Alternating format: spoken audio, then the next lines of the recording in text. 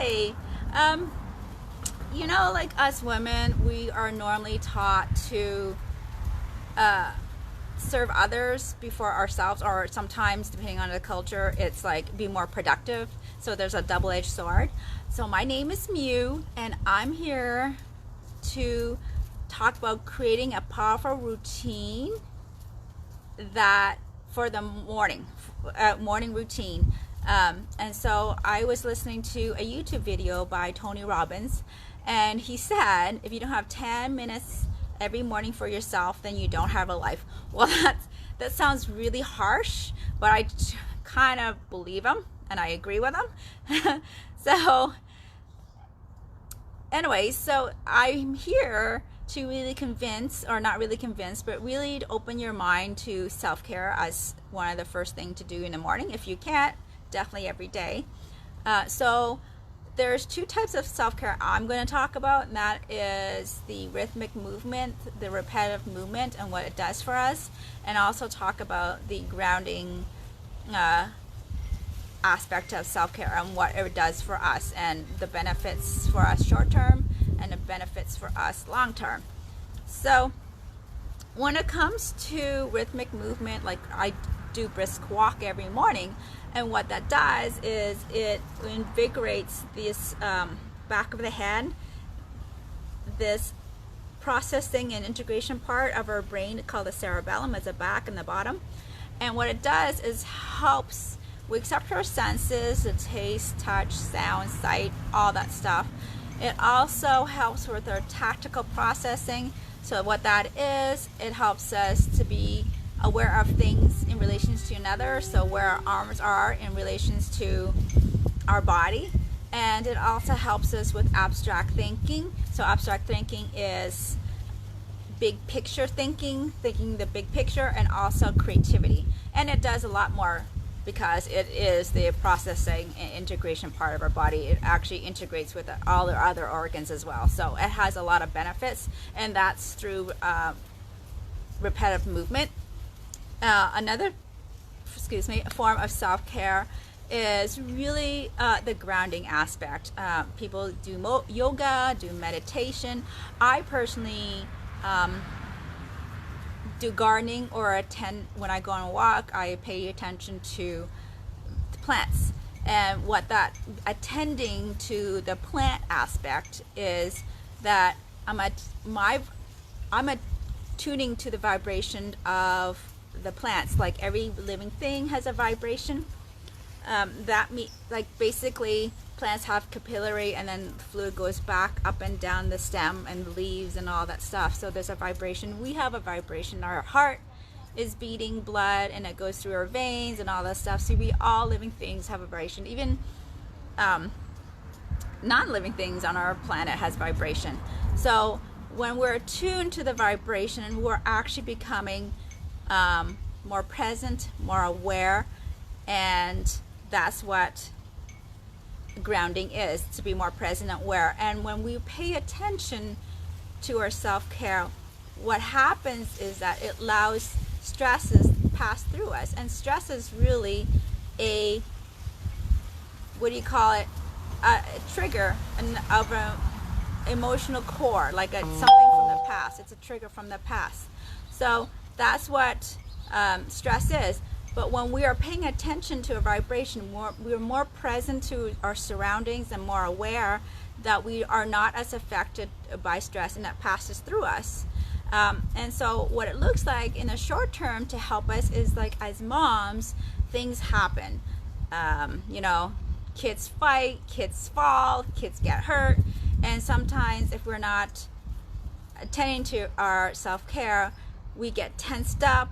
And sometimes I feel in my heart, and I get sweaty in my palms and my armpits. Other people get back pains or head pain, whatnot. And that's what happens when you're stressed. And if you don't pay attention to the self-care, the stress actually makes us over-energized, and we end up yelling at our kids instead of giving the emotional support that they need and they want and what we think we should give them anyways. That's what happens. But in the long term, like, it's very common for women in the 40s, 50s, when they are in the I'm going to produce and not focus on self-care and not do the healing aspect of whatever happens in life. What happens is that the stress builds up on each other. And so imagine like a cement wall. You're so ever energized and you build up a cement wall. And when the stress comes and bombards at it, it eventually cracks the cement wall. And that's why a lot of women have, like in their 40s, 50s, start developing gluten food sensitivity and autoimmune diseases. I personally had to deal with hyperthyroidism. A lot of my friends had thyroid issues. I heard this woman I was talking to, she's our cardiosacral therapist, which is like for the brain part, and she actually had rheumatoid arthritis, and so she had to really look into her self-care and just reevaluate her self-worth, and that's how she was able to get off the medications.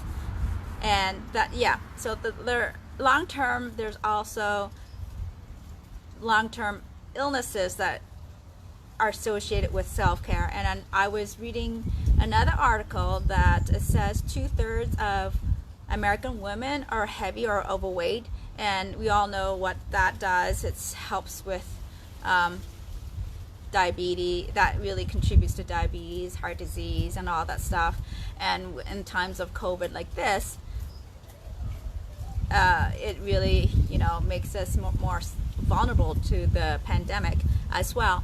So I hope I can shed some, opened your eyes to the benefits of self-care, that really it does help us to be more creative and productive, in a sense that it doesn't stop us it doesn't stop us as often when we have stress. Like when you have stress, it really, if you think of when you're stressed, there's usually a downtime. Some people are down for 24 hours, some people are down for 30 minutes or an hour or more, or they just can't function as well, and so they're not productive and creative. And so if we are self-care, we can actually think more clearly and be more productive and creative, and be the mom that we want to be, and be the spouse that we want to be, and handle whatever stress that's coming. And we do have a lot of stress right now. My husband was telling me a story that he went to Home Depot the other day, and what happened was a man had dropped a halogen lamp, made a big bang, and the whole store was like lost their breath. That means like a lot of people in that store in Home Depot really over energized, tense, and just the dropping of a light bulb just took people's breath away. And so for that reason, I encourage you to do some self-care, whatever that works for you. If it's motion, if it's invigorating our senses, or maybe grounding or whatnot, just to let stress pass through us more easily, so we can be the people we want to be. So thank you, and write in the comments what you want me to talk about when it comes to working moms. Thanks. Bye.